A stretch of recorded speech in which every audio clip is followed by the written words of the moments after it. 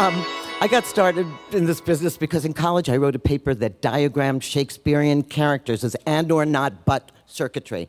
I knew that I didn't know what I was doing, but I knew the English professor didn't know either, so we were even. And I got a really good grade for being innovative. Programming now is a 21st century skill every kid has to have. These guys started robotics at Harvard, where they realized kids were coming in and didn't know how to program. And the coolest thing about this, it will take you from toddler to 99 years old and above, stepping up the language to your level. It climbs walls. It's a spirograph. It's a Simon player. There are so many things you can do with this thing. It's going to be the most flexible programming tool that we've ever seen. So, Root Robotics, take it away. All right, thank you. Out of curiosity, how many in the audience know how to code? There's a lot of people here, good. So this is really good, so you're gonna get this. And how many people think their kids know how to code? See, this is the problem, and this is why we're here at Root Robotics. We're on a mission to get anyone coding, and we're gonna start that journey and show you what that looks like with a short video.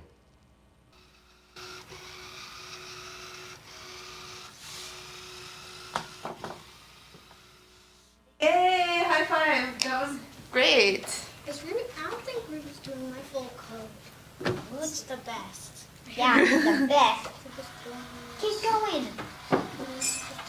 Try another one, Elliot. Try a different path. Choose a different start and home. I'm gonna do a different start. So, and this is even to go. This is harder. It's like this now. Did you hear that? This is harder, it's like this now. He actually wants to make it harder on himself. This isn't an entertainment toy. This is a robot that's fun and engaging just like a toy, but he's learning, and he's problem solving, and he's challenging himself. And we're gonna see a little demo of the journey Elliot started. This is Elliot's program. This is our interface. It's as simple as touching and dragging blocks, adding them wherever you want. You can touch, rotate, you can move. It's a graphical language, and Elliot doesn't even have to read. He can just play. And this is what we call level 1.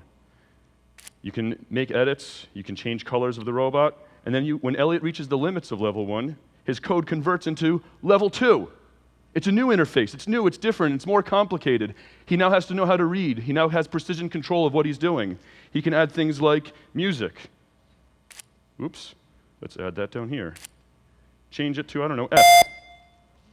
Oh, but now we want to challenge ourselves even further. Let's go to level 3.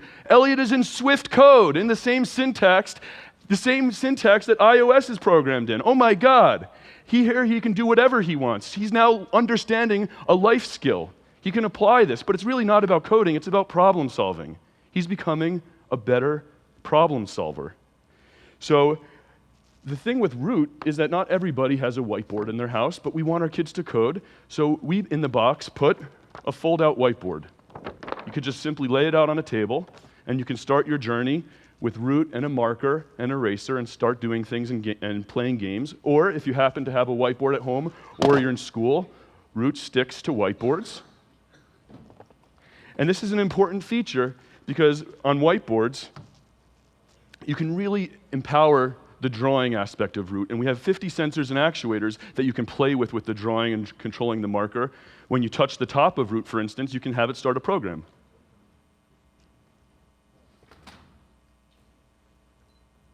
Or Root has a color sensor, it can lift and drop markers, or you can use the iPad as a controller, and you can use program on level 1 to control driving.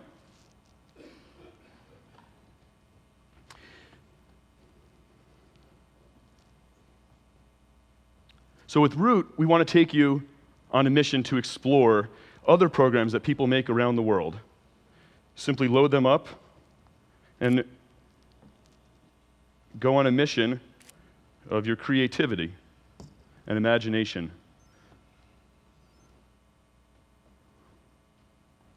Because with Root, it's not about learning how to code.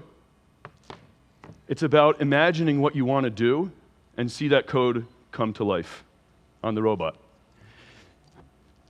And don't worry, whiteboards are completely safe.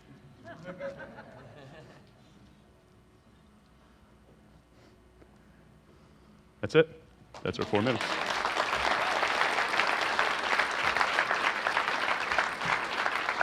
Nicely done. David.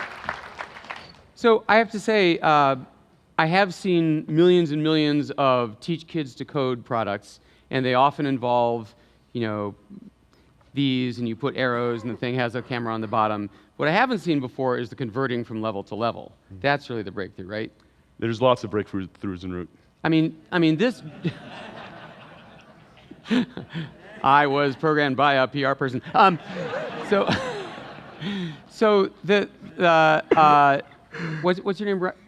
Raphael was not programming. He was just goofing off, right? It's a program that we created. Here, I'll show you Raphael's program. Just one second. I can go right into Explore. You were just using it as a steering wheel.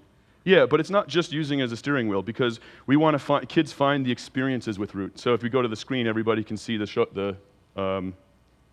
iPad that I have here. But this is the program for Tilt Drive.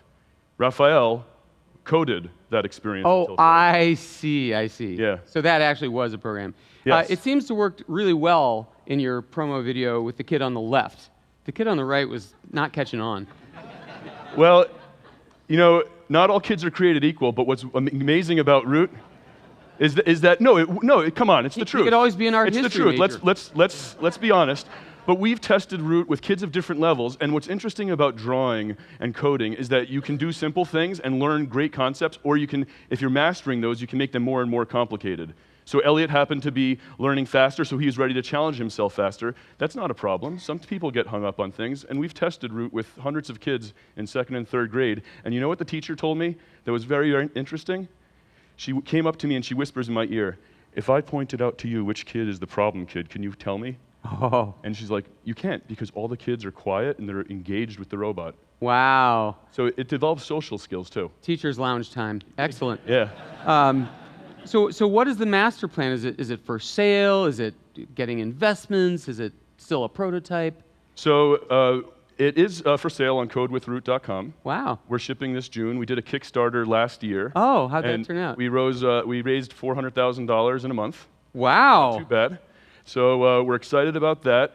And I'm a parent of 3 daughters. I have Bella, Maya, and Abra. 6, You are 9, and surrounded, 12. dude. Seriously.